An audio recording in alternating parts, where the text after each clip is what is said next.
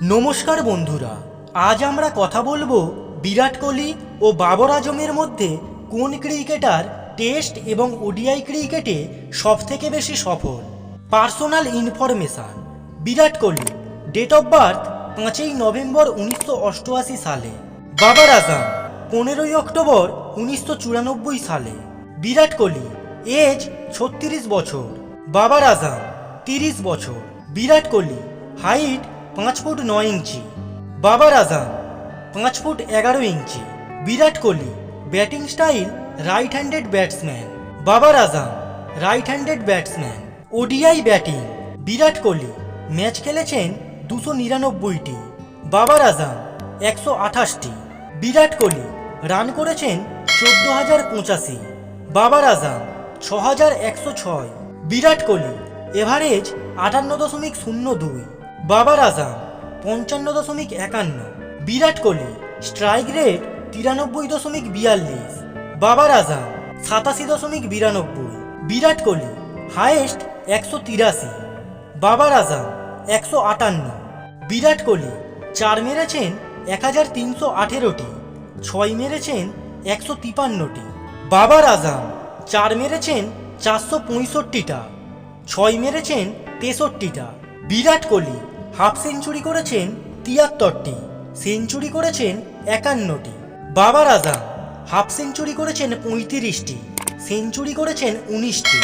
Virat Kohli not out রয়েছেন 45 বার, Babar Azam not out রয়েছেন 15 বার। Test batting.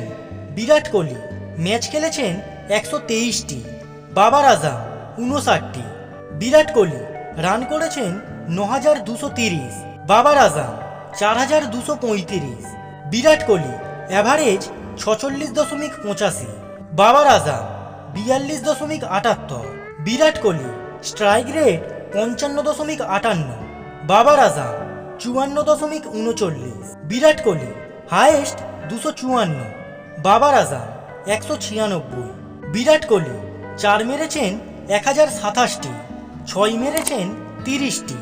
বাবর আজম 4 মেরেছেন 495টি, 6 মেরেছেন 23টি।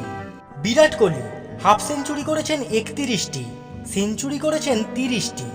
বাবর আজম হাফ সেঞ্চুরি করেছেন 29টি, সেঞ্চুরি করেছেন 9টি। বিরাট কোহলি নট আউট রয়েছেন 13 বার, বাবর আজম 9 বার। বিরাট কোহলি ডবল সেঞ্চুরি করেছেন 7টি, বাবর আজম ডবল সেঞ্চুরি করেছেন 0 বার। টি-20 ব্যাটিং।